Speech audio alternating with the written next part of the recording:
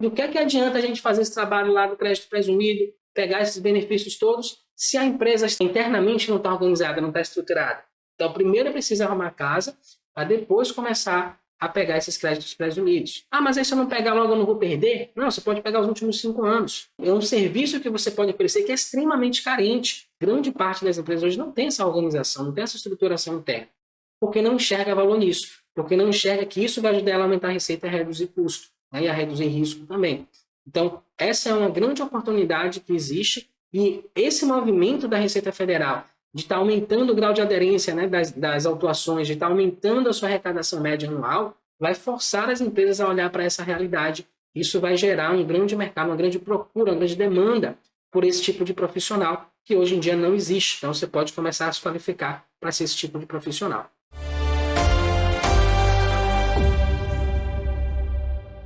Olá, sejam todos muito bem-vindos à nossa terceira live de aquecimento para a Semana da Automação Fiscal. Durante essa série de 10 episódios, eu vou te mostrar atalhos e obstáculos que podem ajudar ou atrapalhar a sua jornada rumo a se tornar um profissional capaz de automatizar rotinas fiscais e tributárias, transformar horas de trabalho em minutos e gerar como efeito colateral para você mais tempo livre, aumento de salário e reconhecimento profissional na área fiscal e tributária. Eu sou o Marcos Amorim e o tema da live de hoje é: qual o tamanho do mercado para quem sabe automatizar rotinas fiscais e tributárias? Mas antes da gente começar o nosso conteúdo de hoje, eu quero te convidar para participar da Semana da Automação Fiscal, um evento 100% online, 100% gratuito, que vai acontecer dos dias 7 a 11 de fevereiro de 2022, onde em 3 aulas eu vou te mostrar como automatizar suas rotinas fiscais e tributárias, transformar horas de trabalho em minutos e gerar como efeito colateral para você mais tempo livre, aumento de salário e reconhecimento profissional na área fiscal e tributária.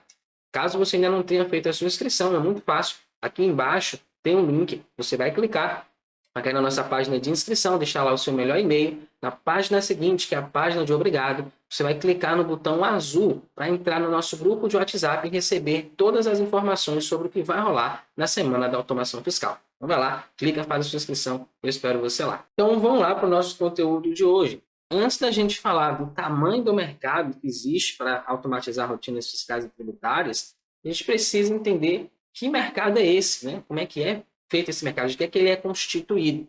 E eu trouxe alguns conceitos que são importantes para que a gente entenda qual o contexto que a gente está inserido e, a partir disso, a gente tirar o melhor proveito desse mercado que existe hoje na área fiscal e tributária.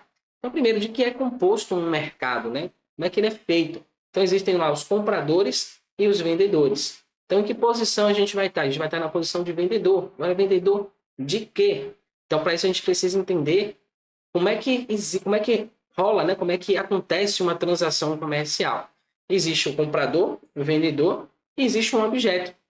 Pode ser um produto, um serviço, né?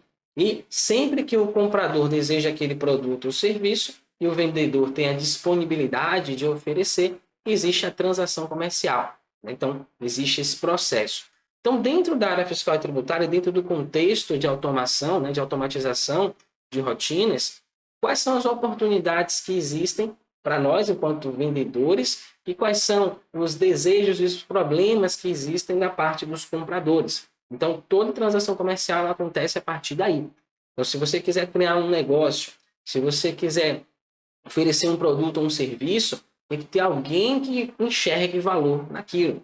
Então, no nosso caso, quais são os pontos em que nós podemos oferecer valor, né, ou resolver uma dor, um problema do nosso cliente, lá do nosso comprador?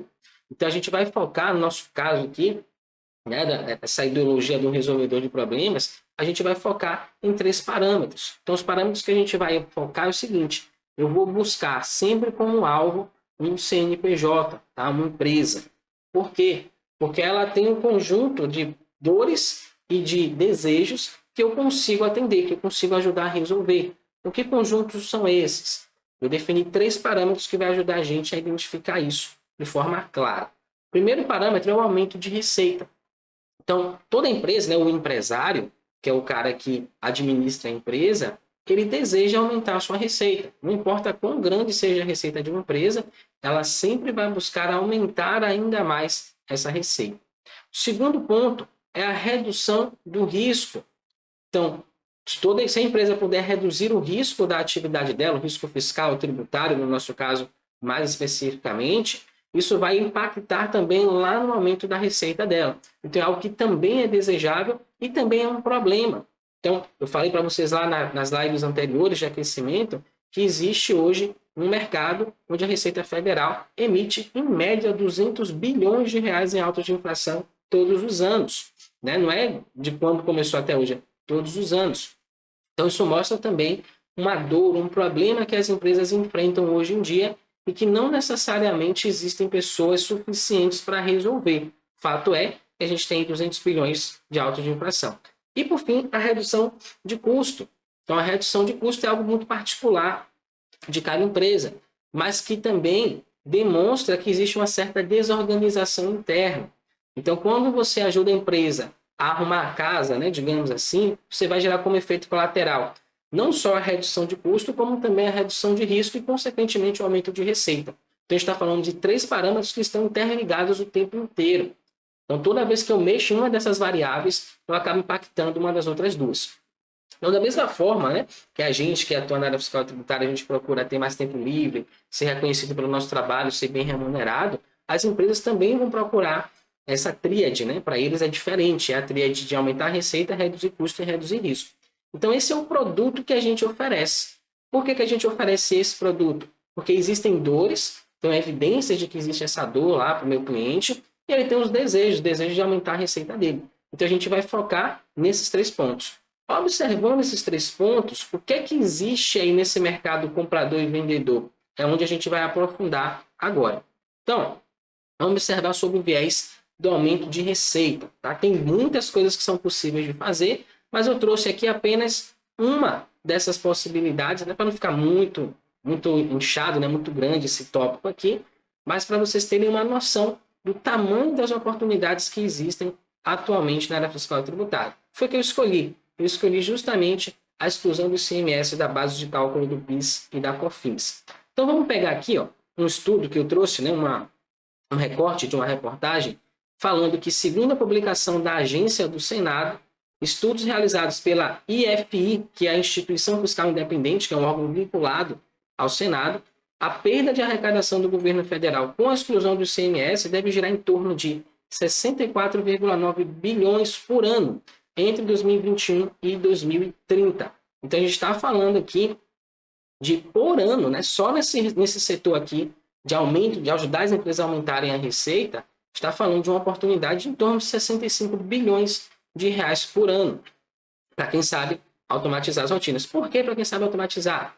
Porque quando você vai fazer esse processo de exclusão, está lá no guia prático do SPED de contribuições, na seção 11 e 12, ele explica como é que se dá esse processo de exclusão. E ele é item a item. E por que tem que ser item a item? Porque numa nota fiscal existem produtos que são tributados pelo ICMS e que não são tributados pelo PIS e COFINS, por exemplo. Então, esse valor de ICMS eu não posso usar para abater na base de cálculo do PIS e da COFINS. Eu não posso pegar simplesmente o valor do ICMS total da nota, ir lá e abater da base de cálculo do ICMS total também. Porque eu tenho produtos que têm base de PIS e COFINS e não tem tributação de ICMS. Então, eu tenho que identificar cada um desses casos e fazer os abatimentos de acordo com a tributação de PIS e COFINS do produto, e caso ele tenha ICMS ali destacado na nota, aí eu também vou poder fazer esse abatimento. Caso não tenha, isso não vai acontecer. Então, um serviço desse, esse aqui é o mais rentável, inclusive, né, para quem trabalha com recuperação tributária sabe, a taxa média para que você cobra para poder fazer esses tipos de recuperações é de 20%. Então, se a gente pegar esse montante aqui de 65 bilhões, arredondando, né, isso entre 2021 e 2030, tem estudos que eles fazem também levando em consideração o impacto de lá de 17 de março de 2017 até o ano de 2020, e essas compensações acontecendo, esse número chega perto dos 100 bilhões, tem números que chegam a 275 bilhões de reais por ano. Mas vamos pegar esse aqui que é mais conservador, estamos falando de 65 bilhões. Então, com uma taxa média de 20%, a gente tem aqui um valor de 12,98 bilhões de reais anuais até 2030. Então, isso aqui é o tamanho do mercado para quem está oferecendo o serviço. Tá? Então, A oportunidade é de 65 bilhões para as empresas recuperarem e para quem presta o serviço é um montante de 12,98 bilhões de reais. Então, existe uma oportunidade muito clara. E aí, por que eu sei disso? Porque linka lá com o desejo do empresário, com o desejo da empresa, que é aumentar a receita. Então, se eu ajudo esse cara a excluir a base do ICMS, do PIS e da COFINS da forma certinha, para que ele não tenha problemas com o fisco, eu estou ajudando ele a aumentar a receita. E isso é algo que ele deseja, é algo que ele quer, é algo que ele pagaria para ter. Tanto pagaria para ter que a taxa média é de 20%. Né? Então, 20% sobre o valor da recuperação do imposto. Então, é algo que é extremamente desejado pelas empresas e que a gente consegue fazer com o pé nas costas, aí, se a gente sabe como utilizar as nossas ferramentas, né, o nosso computador, para automatizar as rotinas de trabalho. A gente consegue reduzir drasticamente o tempo desse processo de exclusão do ICMS da base do PIS e da COFINS. Próximo tópico que eu vou trazer aqui é o tópico da redução de risco. Então, segundo o relatório anual de fiscalização da Receita, se você entrar lá no site da Receita Federal e pesquisar por esse relatório, relatório anual de fiscalização da Receita Federal, você vai achar lá vários deles. E o que é que tem nesse relatório? Ele mostra como é que foi o processo de fiscalização no ano anterior e como que é o plano para o ano atual. Então, nesse relatório que eu peguei aqui, que foi do ano de 2021, que ele fala como é que vai ser a projeção para 2021, né, as autuações, eu me esqueci o nome agora, mas vocês entenderam lá, o plano de fiscalização, perfeito. Então, o plano de fiscalização para o ano de 2021 e também os resultados que aconteceram em 2020. Então, você vê lá que houve uma progressão, que eles estão faturando, né, estão emitindo em média 200 bilhões de reais em autos de infração. Isso já com uma certa consistência há alguns anos. Então, isso mostra para a gente o quê? O risco que existe para as empresas, né, que é o nosso mercado-alvo. Então, as empresas hoje elas possuem um risco muito grande, porque muito em decorrência de não entenderem como funciona a legislação, de não saberem como escriturar suas operações de maneira correta. Então, tem casos de pessoas que trabalham numa empresa que não sabem o que é o CFAP, lança nota fiscal de entrada, emite nota fiscal de venda e não sabe o que é o CFAP, não sabe o que é o CST. Imagine saber quando que vai ser tributada ou não aquela operação. Então, existe um risco muito grande porque eu não tenho pessoas muito qualificadas ali, principalmente dentro das empresas, né? Empresas comerciais e industriais. Então, isso acaba gerando uma certa confusão que vai gerar o quê? O aumento do risco e aumento do custo também. Torna-se complexo esse processo.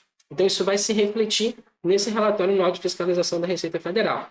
Então, desses 200 bilhões, aqui eu não vou colocar 20%, ninguém vai me pagar 20% para eu reduzir o risco dele. Então, isso tem um valor menor.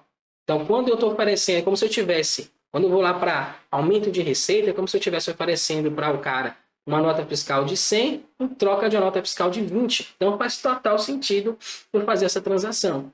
Quando eu estou fazendo uma operação de redução de risco, já não é mais a mesma percepção. Não é mais uma nota de 100 para uma nota fiscal de 20, ou não é uma nota de real, né, de dinheiro de 100 para uma nota fiscal, uma nota comercial, nota de dinheiro de 20. Então, a relação é outra. Então, muitas vezes ele enxerga isso como um mal necessário. Só faz isso porque foi autuado. A empresa foi autuada pela Receita ou pelo fisco estadual e pediu que fizesse alterações, ou que gerasse o SPED, por exemplo, o SPED fiscal, o SPED de contribuições, que transmitisse as informações. Aí ele vai correr atrás de alguém para fazer isso, para não tomar multa. Então, assim, é um serviço, pura e simplesmente, é um mal necessário, um remédio amargo que ele precisa tomar.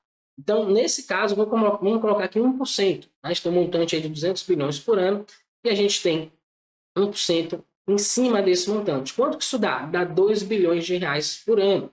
Não é lá os 12, 13 bilhões da recuperação tributária, mas é um montante significativo. 2 bilhões de reais é um dinheiro bastante grande.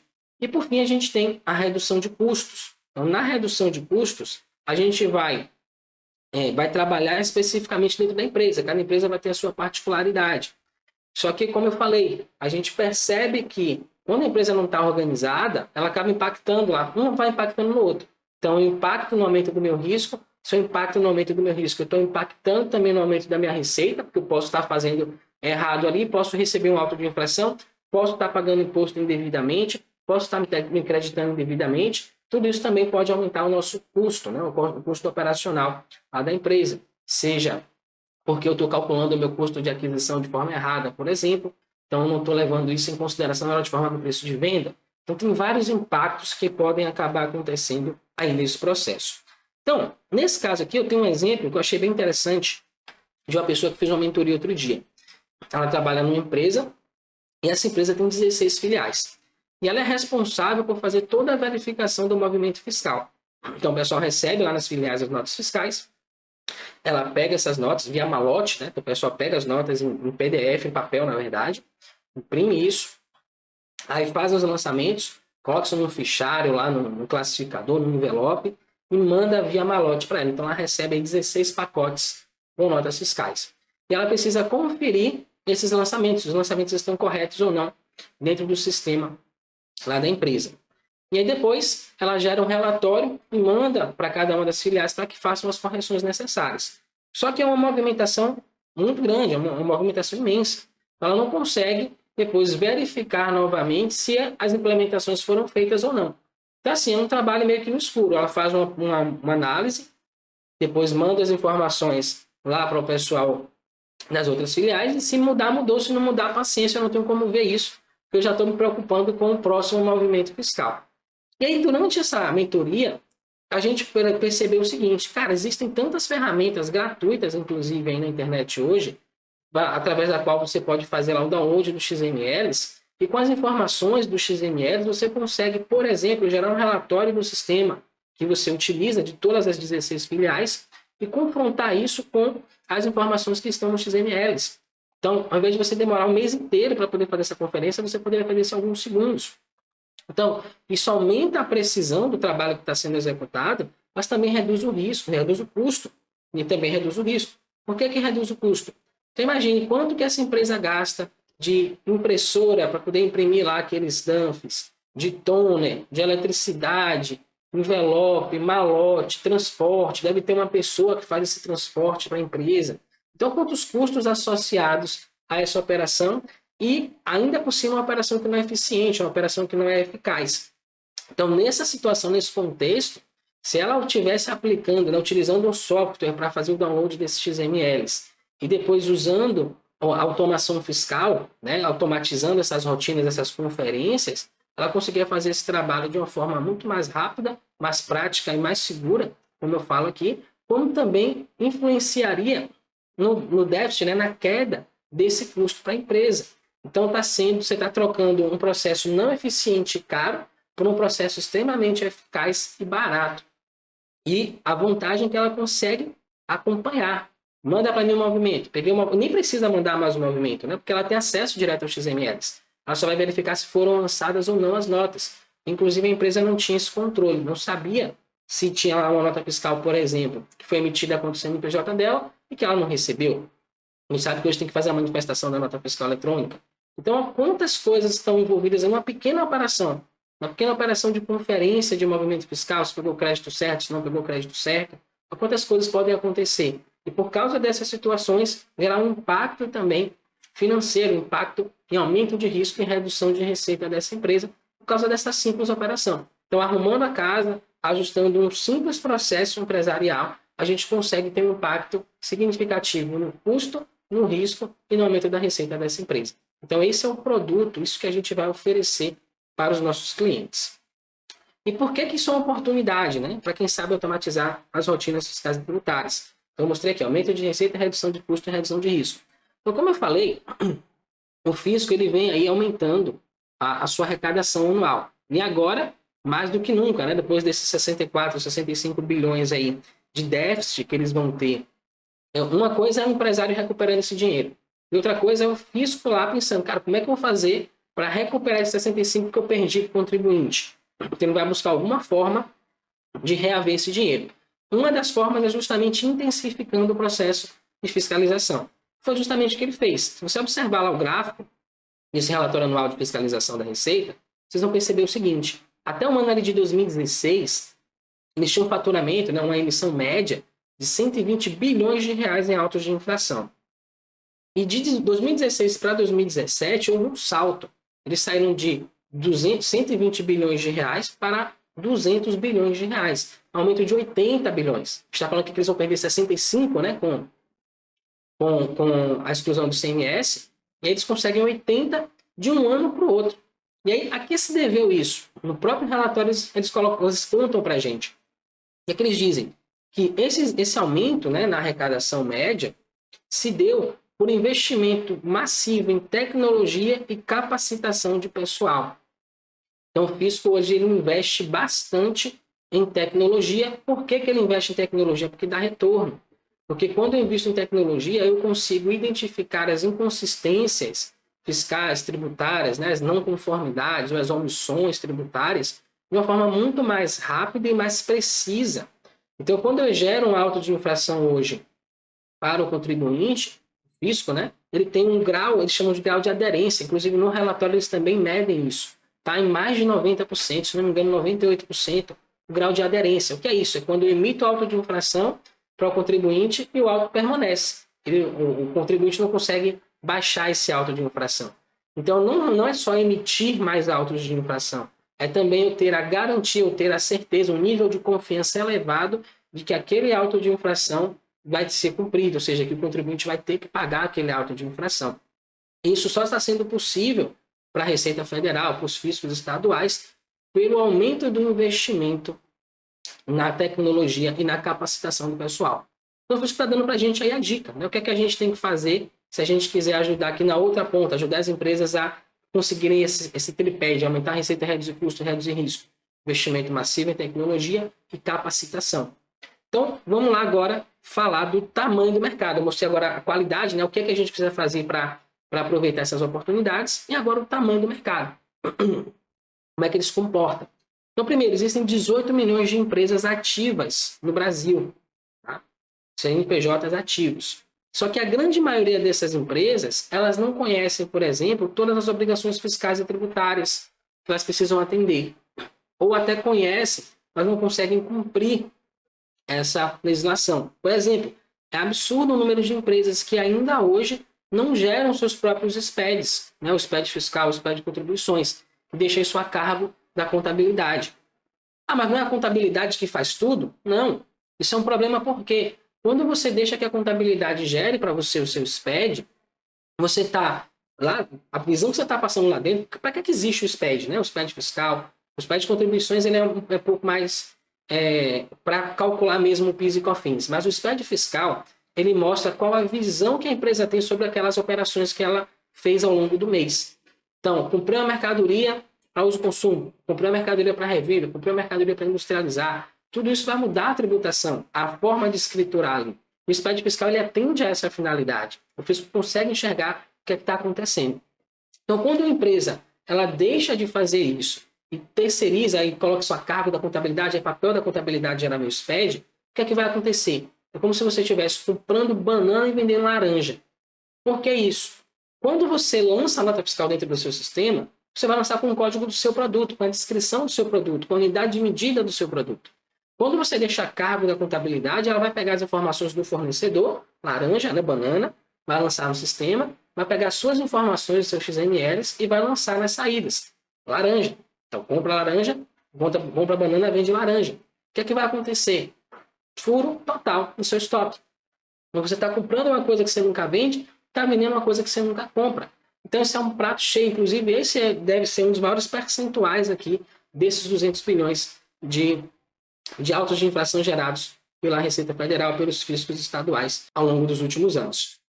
Então, assim, além dessa questão das obrigações tributárias, né, não serem plenamente cumpridas pelas empresas, porque elas veem isso como um mal necessário. Elas não enxergam isso como, cara, isso aqui tem informação que vai ajudar a minha empresa a crescer. Então, como eu falei, se você precisar, em lives anteriores, né, se você precisar, por exemplo, fazer uma recuperação de ICMS, né, para o ICMS eu vou lá excluir da base do PIS da COFINS, você vai precisar do quê? Dos dados, vai precisar dos XMLs, vai precisar dos SPEDs. E aí essa informação não existe, porque a empresa não tinha como gerar. Vai conseguir fazer a recuperação? Não vai. Primeiro vai ter que fazer um trabalho para gerar os arquivos, para gerar as informações, para depois fazer o processo de exclusão. Então é muito comum hoje que as empresas, por exemplo, eu oferecer esse serviço para um empresário um certo dia, ele falou, cara, não vou mexer nisso não, porque está muito bagunçado aí para trás, eu estou começando a me organizar aqui para frente, eu não quero mexer nisso para não atrair a fiscalização e dar problema para mim. Então assim, muitos desses 65 bilhões que eles estão estimando aqui não vai poder se concretizar também por causa disso, porque a empresa está desorganizada. E essa, inclusive, é uma das maiores causas de fechamento de empresa. Então, não sabe quanto tem que cobrar pelo produto, não conhece suas obrigações fiscais e tributárias. Tudo isso vai impactando negativamente na saúde das empresas. Então, isso aqui é uma oportunidade, é um problema para as empresas e uma oportunidade para a gente que sabe como automatizar essas rotinas. Porque se eu sei como automatizar o processo de análise, o processo de correção, eu consigo atender muito mais clientes em muito menos tempo. Eu consigo resolver o problema do meu cliente de uma forma muito rápida também. Quem nunca viu aí uma empresa ser autuada e ter 5 dias, 30 dias no máximo para resolver um problema complexo? Então isso acaba acontecendo. Mas essa habilidade eu consigo cumprir esse prazo. Próximo tópico. A grande maioria das empresas não conhece os benefícios fiscais a que tem direito. Eu tenho um exemplo aqui de um cliente que ele tem direito ao crédito presumido de ICMS toda vez que ele compra de uma indústria simples nacional aqui dentro do estado da Bahia. E eu fiz um levantamento para ele, isso dá em média em torno de uns 20 mil reais por mês só de crédito presumido. E aí eu fiquei pensando, cara, imagine quantas empresas tem aqui na Bahia que não sabem que tem direito a esse benefício, que compram de indústria, seja para revender, seja para industrializar, não importa. É uma conta corrente fiscal comprando de uma indústria do Simples Nacional e pega só aquele créditozinho pequeno. Tem situações também que a empresa nem pega aquele créditozinho pequeno do Simples Nacional. Então, quantas oportunidades que eu tenho aí de recuperar tributos, né, de recuperar, de aumentar a receita do meu cliente, só nessa área aí de aumento de receita. E muitas dessas empresas não sabem que isso existe. É um dinheiro que elas têm que elas não estão utilizando. Então, é uma oportunidade também para a gente. E, por fim, elas não possuem uma organização interna eficiente. Então, vou dar um exemplo para vocês aqui. Tem um cliente meu, ele já está bem grande hoje, faturando na casa dos milhões todo mês, e aí a empresa está uma zona, uma bagunça. A gente está lá para organizar isso, para estruturar isso, arrumar a casa, né, como se diz. E numa conversa, o empresário me falou assim, cara, a gente foi crescendo, e a coisa foi ficando desorganizada até que chegou nesse ponto.